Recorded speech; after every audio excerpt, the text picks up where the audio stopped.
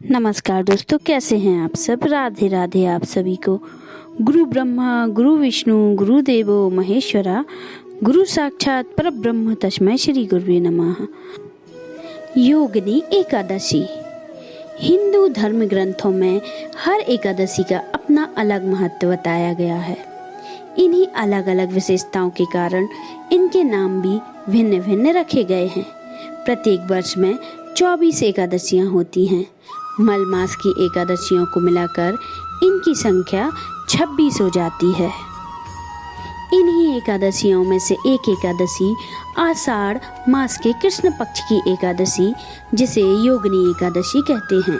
योगिनी एकादशी का उपवास रखने से समस्त पापों का नाश होता है तथा इस लोक में सुख भोगकर परलोक मुक्ति भी मिलती है। योगिनी एकादशी व्रत कथा। महाभारत काल की बात है कि एक बार धर्मराज युधिष्ठिर ने भगवान श्री कृष्ण से कहा, हे त्रिलोकीनाथ, मैंने ज्येष्ठ मास के शुक्ल पक्ष की निर्जला एकादशी की कथा सुनी।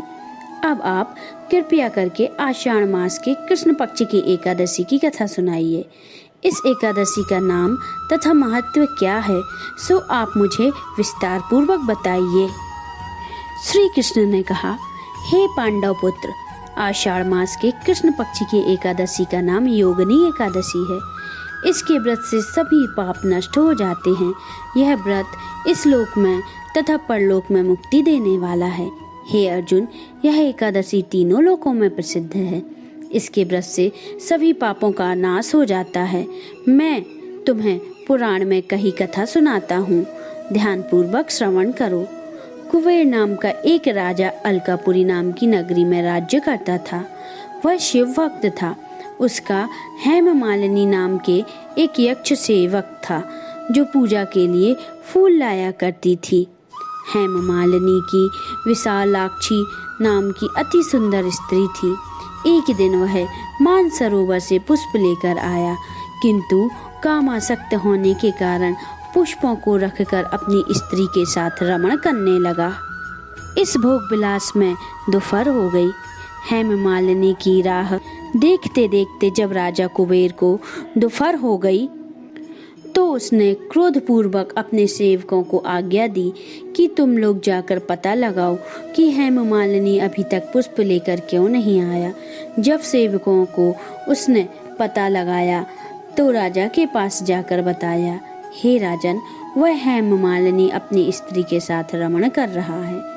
इस बात को सुनकर राजा कुबेर ने हेममालिनी को बुलाने की आज्ञा दी। डर से कांपता हुआ हेममालिनी राजा के सामने उपस्थित हुआ।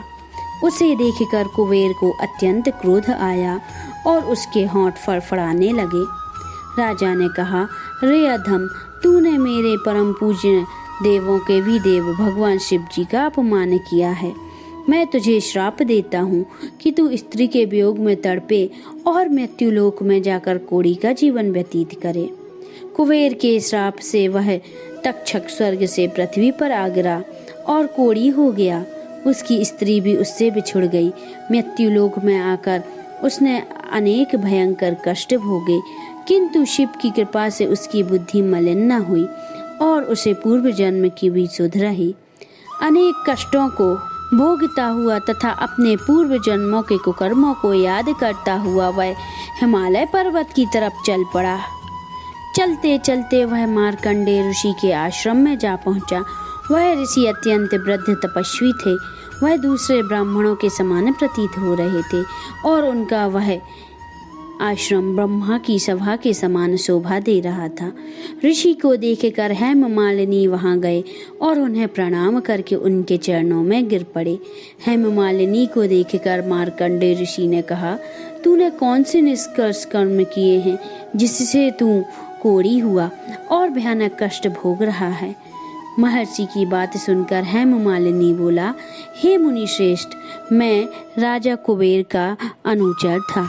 मेरा नाम हेममालिनी है। मैं प्रतिदिन मानसरोवर से फूल लाकर शिव पूजा के समय कुबेर को दिया करता था। एक दिन पत्नी सहवास के सुख में फंस जाने के कारण मुझे समय का ज्ञान ही नहीं रहा और दोपहर तक पुष्प ना पहुंचा सका।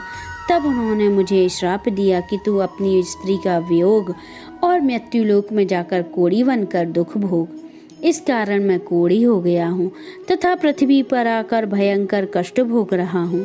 अतः कृपया करके आप कोई ऐसा उपाय बतलाएं जिससे मेरी मुक्ति हो।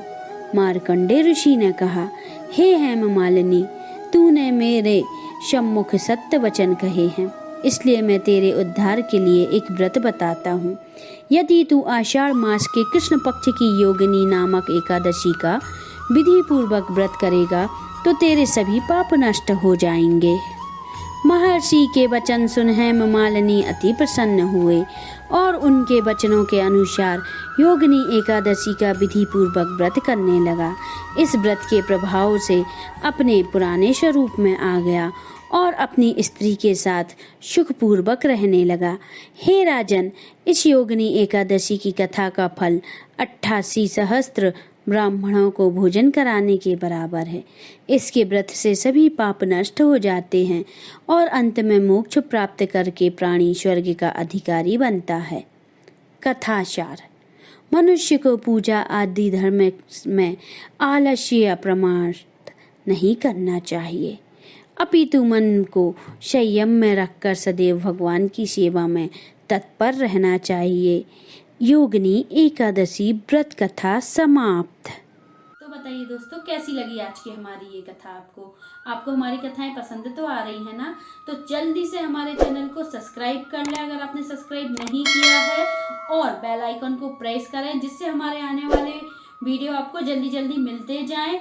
और हमें कमेंट करके जरूर बताएं कि आपको हमारी कथाएं कैसी लग रही हैं, जिससे हम आगे भी आपके लिए नई नई कथाएं लेके आ सकें।